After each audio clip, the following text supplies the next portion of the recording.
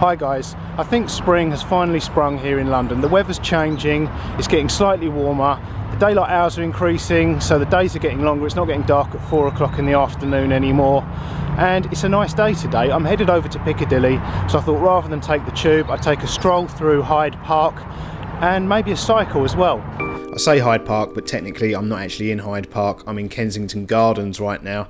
Kensington Gardens was just the western end of Hyde Park, but there's a royal palace on the edge of the park, not far from where I am now, Kensington Palace. I think many members of the royal family live there now. And long ago, a member of the royal family annexed half of Hyde Park and had it beautifully landscaped and called it Kensington Gardens. I'm talking a few hundred years ago though. I have no idea where the divisional boundary is in places. If you walk through here and you didn't know Kensington Gardens and Hyde Park were two separate parks, you'd have no idea. You'd think they're just one massive park. They do have separate opening times. Kensington Gardens closes earlier than Hyde Park, and that's the only time you'll notice the division, when the gates are closed. Personally, I refer to them both just as Hyde Park, but technically I'm wrong doing that. This is Queen Anne's alcove, originally made in 1705 by one of England's most acclaimed architects, Sir Christopher Wren, whose masterpiece was St Paul's Cathedral. I think these massive green spaces in London are an essential relaxing space in the centre of town, but with government funding kind of tight, they rely on charitable funding to keep them looking this good, and you can just donate, adopt wildlife and trees, or really get involved. Right next to the Queen Anne's alcove are the Italian Gardens, originally built in the 1860s for Queen Victoria and Prince Albert, and their initials are on that building.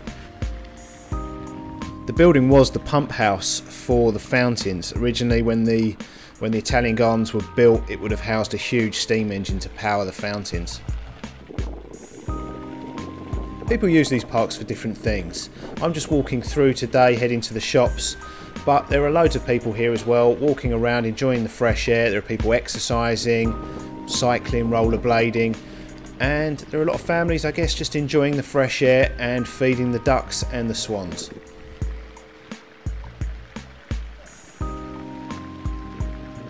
Apparently these are old parish boundary markers separating St George's Hanover Square with Paddington.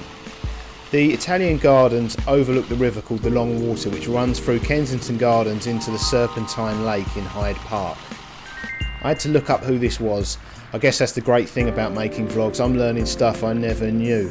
I'm basically just on my way to the shops, but it makes you stop and look a little more closely at things you would otherwise just walk past every day and take for granted.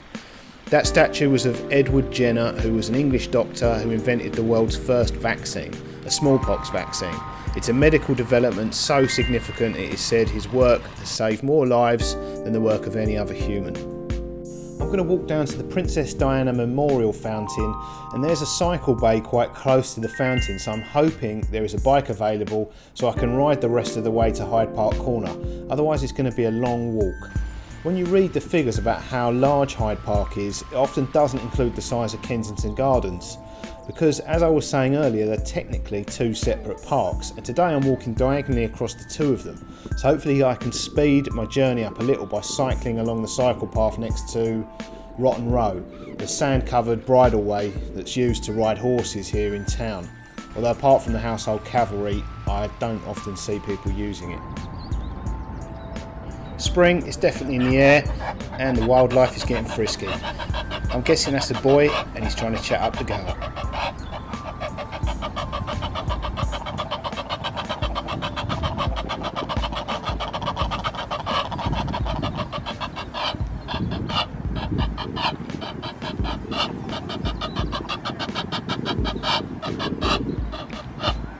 Well, the pigeon seems impressed. You've blown it. She's off.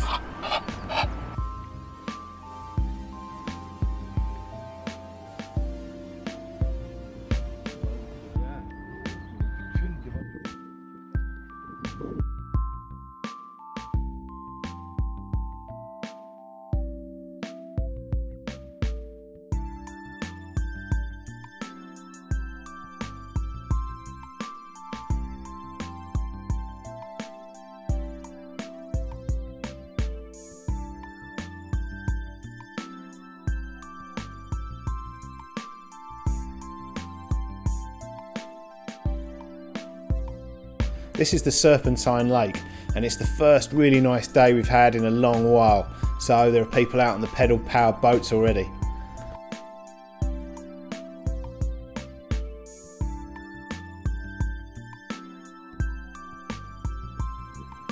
The Diana Princess of Wales Memorial Fountain is a place you have to come and not just see but experience.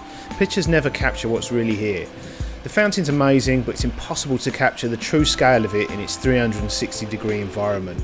You can walk all the way around, there are bridges so you can walk into the middle. And it's right next to the lake. It's a fantastic spot in the park to locate the fountain. When Diana died, I think the nation grieved the loss of more than just the woman herself.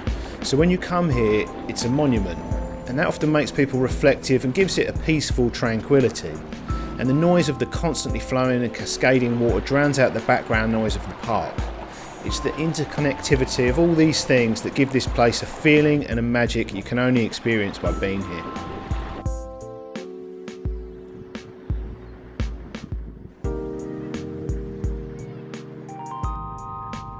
That's great, there are loads of bikes here at this docking station. The docking stations at either end of the park, the ones at the entrances, tend to get taken out pretty rapidly because obviously people want to ride through the park. But this one's bang in the middle, so it's full of bikes. I love the cycle hire scheme. I should make a vlog just about them one day. They're actually just about to change the paint job on them all as they have a new sponsor. They will no longer be Barclays bikes but Sandander bikes.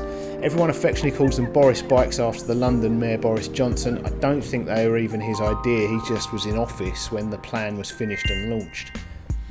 It probably really upset Barclays, but Boris bike is just easier to say, everyone knows what you mean, and it's unlikely to change because Santander doesn't exactly roll off the tongue any easier than Barclays. To hire one is so simple, you just put a debit or credit card in the dock, follow the instructions, and it gives you a release code. You can sign up for members' accounts online and it gives you a key, which makes unlocking bikes faster. I haven't bothered. You pay the same fees, or you can actually pay an annual membership fee. I think it's currently £90, which is a huge saving if you use them every day because it works out at 25p a day instead of £2. There are loads of docking stations all over town. It costs just £2 for 24 hours access, and you can ride a bike for 30 minutes for free, included in that £2, and as many bikes as you like for free for 24 hours, but only if you keep the bike for no longer than 30 minutes. If you keep a bike for longer than 30 minutes, you'll be charged an additional £2 for each 30 minutes. There aren't many journeys in town that require longer than 30 minutes, and if you're doing one, you can always switch bikes along the way at another docking station, but you have to wait 5 minutes between hires.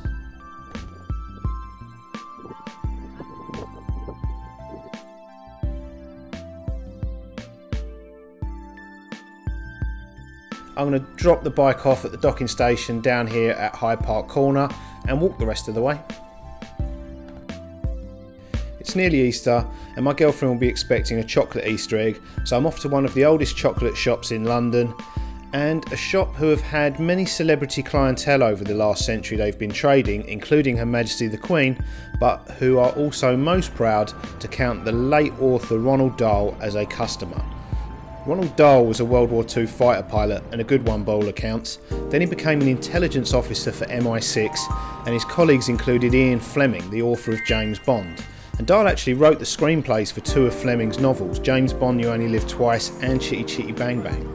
But the reason Prestat are most proud to have had him as a customer are because he himself wrote Charlie and the Chocolate Factory and the original screenplay for its film adaptation Willy Wonka and the Chocolate Factory. And Prestat truffles were also the centrepiece of another of Dahl's novels, My Uncle Oswald.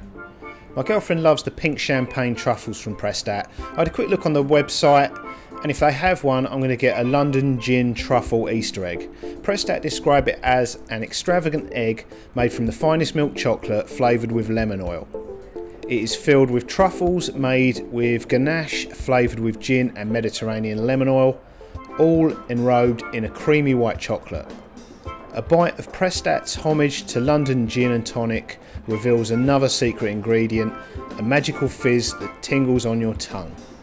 Prestat's trademark gold swirls and bright pink run right on the beautiful box, and when you lift the lid you'll discover a gold foiled egg nestling on a bed of fuchsia tissue.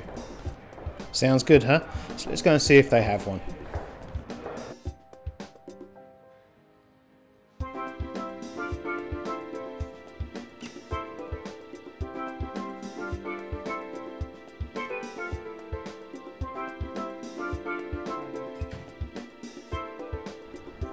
Okay, that's the one I'm looking for, the London Gin Truffle Egg.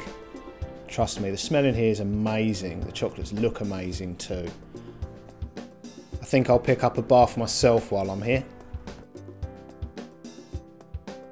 The Pecan and Maple Dream Tropical Milk Chocolate with gently roasted pecan and maple syrup. Sounds good.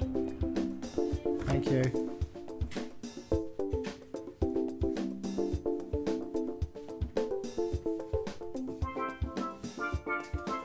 Bye.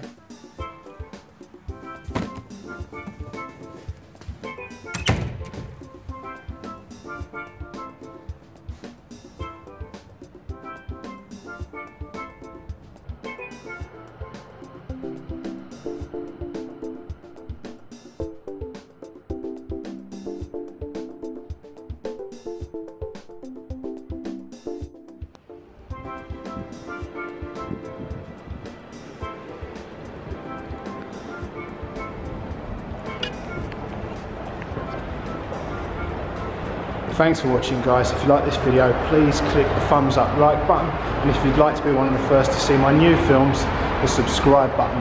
Toodles!